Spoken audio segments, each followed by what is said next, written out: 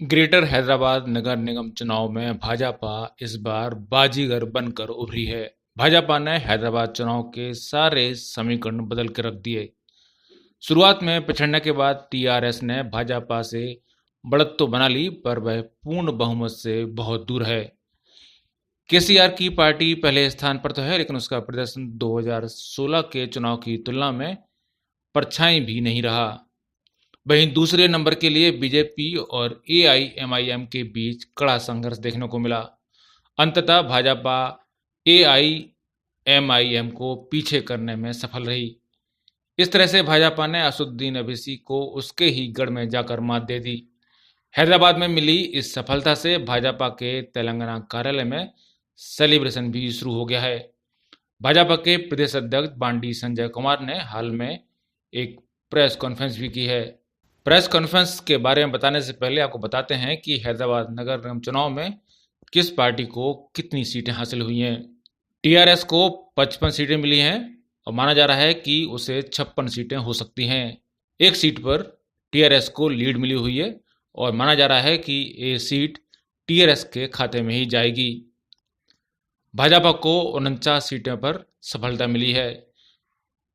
AIMIM को 43 सीटों पर सफलता मिली है। कांग्रेस को मात्र 2 सीटों से संतोष करना पड़ा है।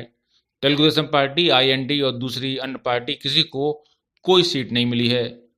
इस तरह से भाजपा इन चुनाव में दूसरी सबसे बड़ी पार्टी बनकर उभरी है, जबकि पिछले चुनाव में 2016 के चुनाव में इसके पास सिर्फ 4 सीटें थीं।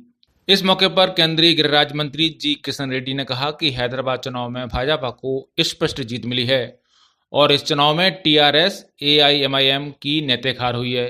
भाजपा की सीटें 4 थीं, जो कि अब 50 हो गई हैं, जबकि टीआरएस 99 से 55-50 पर आ गई है। एआईएमआईएम को भी 2016 की तुलना में 1 सीट कम मिलती दिख रही है। आपको बता दें कि शुरुआती रुझानों में बीजेपी ने बहुमत का आंकड़ा पार कर लिया था, लेकिन धीरे धीरे टीआरएस हावी होती चली गई। लेकिन बाद में भाजपा ने फिर कमबैक किया और भाजपा ने 49 सीटों पर जीत हासिल कर ली। मतगणना के दौरान असदुद्दीन ओवैसी की पार्टी और बीजेपी में दूसरे स्थान के लिए कड़ी टक्कर देखने को मिली। रुझानों में उलटफेर के बाद टीआरएस ने अपनी बढ़त तो कायम रखी, लेकिन असल में तो बीजेपी ही बाजीगर बनकर उभरी है। टीआरएस और एआईएमआईएम दोनों को भारी नुकसान हुआ है और भाजपा को चुनाव में भारी फायदा। इस शानदार जीत के बाद सवाल उठ रहा है कि क्या दक्षिण के दुर्ग का दूसरा दरवाजा बीजेपी के लिए जल्दी ही खुलने वाला है। क्या कर्नाटक के बाद बीजेपी दक्षिण के दूसरे राज्यों में भी सत्ता के शिखर पर पहुंचने में कामयाब हो जाएगी।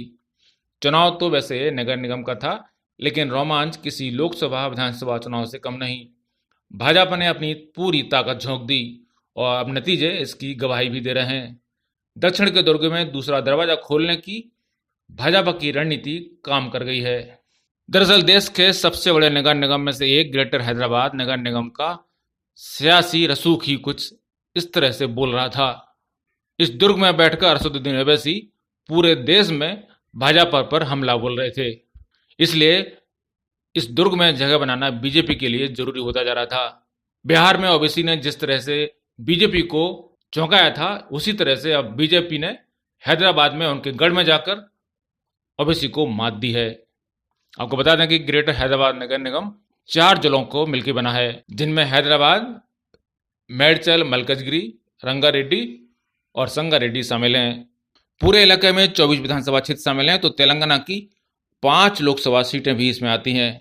आपको बता दें कि तेलंगाना में कुल 15 लोकसभा सीटें हैं और 5 सिर्फ हैदराबाद में हैं। यही वजह है कि ग्रेटर हैदराबाद नगर निगम चुनाव में केसीआर से लेकर बीजेपी, कांग्रेस, असदुद्दीन ओवैसी तक ने दिन रात एक कर दिया। लेकिन पिछली बार हाशिए पर खड़ी बीजेपी ने इस बार तो कमाल ही कर दिया। बीजेपी के शानदार परफॉर्मेंस का असर ये होगा कि दक्षिण में कर्नाटक के बाद तेलंगाना, तमिलनाडु, केरल में भी पैर पसारने में बीजेपी को आसानी होगी, जहां बीजेपी अब तक कामयाबी के लिए बरसों से जी तोड़ मेहनत कर रही है। ब्यूरो रिपोर्ट, पत्रिका टीवी।